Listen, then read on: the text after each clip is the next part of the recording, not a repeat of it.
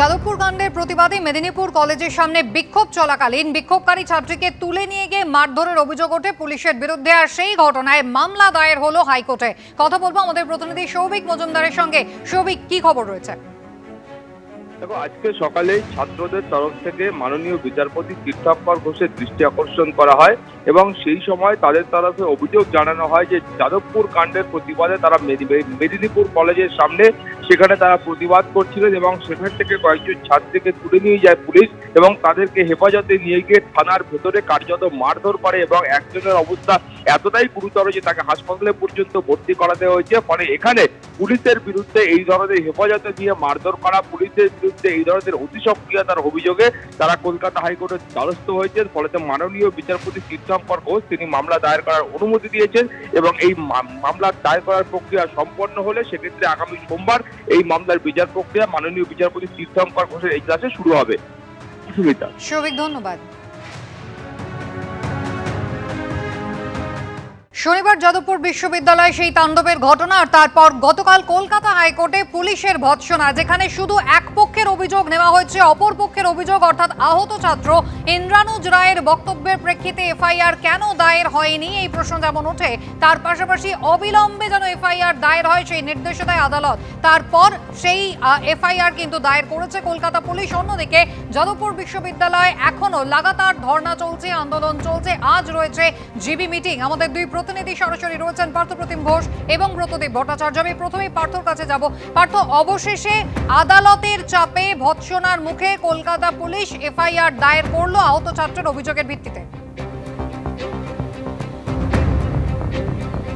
একেবারে আদালত কিন্তু নির্দেশ দেয় কলকাতা পুলিশকে এবং যাদবপুর থানাকে যে ইন্দ্রানুজ রায় যিনি বর্তমানে হাসপাতালে চিকিৎসাধীন রয়েছে এবং যার চোখে আর পাশে একাধিক সেলাই পড়েছে, আহত অবস্থায় রয়েছে, তিনি যে অভিযোগ করেছিলেন মেল মারফত কলকাতা পুলিশের কাছে, সে যেহেতু হাসপাতালে ভর্তি রয়েছে যে গত 2রা মার্চ, কিন্তু সেই অভিযোগ যেটা ছিল সেটা হচ্ছে যাদবপুর বিশ্ববিদ্যালয়ে গত শনিবার দিনকে কি হয়েছিল, কিভাবে সে আঘাতপ্রাপ্ত হয়েছিল, সেই সমস্ত বিষয়ে কিন্তু সে একটা মেল করে অভিযোগ জানিয়েছিল।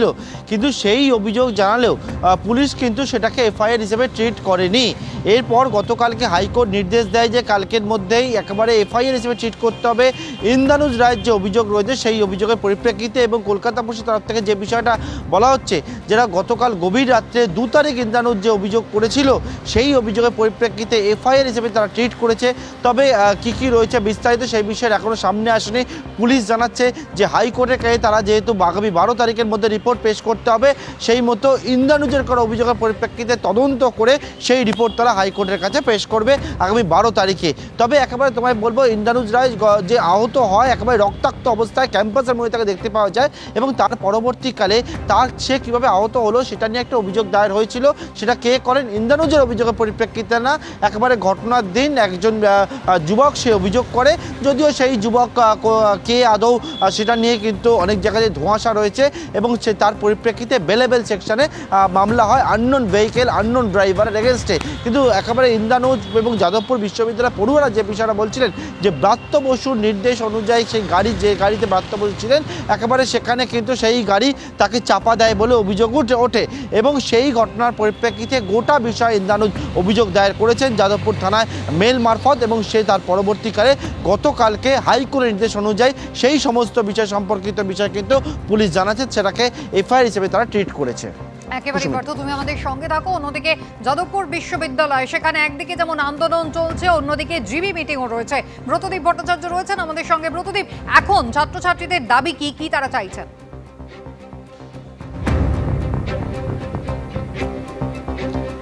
দেখো, শনিবার থেকে যে দাবিতে তারা সরব ছিল এখনও কিন্তু সেই দাবিতেই তারা অনড় রয়েছেন। আমরা দেখেছি আগের দিনই তারা জিবি বৈঠক করে জানিয়ে দিয়েছিলেন যে বিশ্ববিদ্যালয়ের কর্তৃপক্ষ যেন গতকাল বিকেল 4টের মধ্যে তাদের সঙ্গে দেখা করেন, অর্থাৎ বুধবার বিকেল 4টে পর্যন্ত সময় দেওয়া হয়েছিল। কিন্তু তারপরেও কিন্তু বিশ্ববিদ্যালয়ের তরফ থেকে উপাচার্য, সহ উপাচার্য কিংবা কেউই এই আন্দোলনরত যারা পড়ুয়া রয়েছেন তাদের সঙ্গে দেখা করেননি, এমনটাই তারা অভিযোগ করছেন। এবং এর পরবর্তীতে তারা কিন্তু এই আন্দোলনকে আরও চালিয়ে নিয়ে যেতে চাইছেন।